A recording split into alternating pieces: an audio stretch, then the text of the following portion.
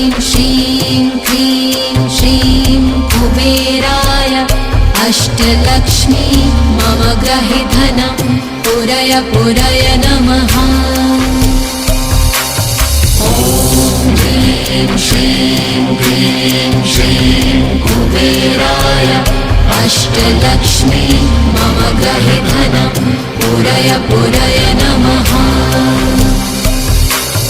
ॐ ह्रीं श्रीं क्रीं श्रीं कुबेराय अष्टलक्ष्मी मम गृहे धनं पुरय पुरय नमः। ॐ ह्रीं श्रीं क्रीं श्रीं कुबेराय अष्टलक्ष्मी मम गृहे धनं पुरय पुरय नमः। ॐ ह्रीं श्रीं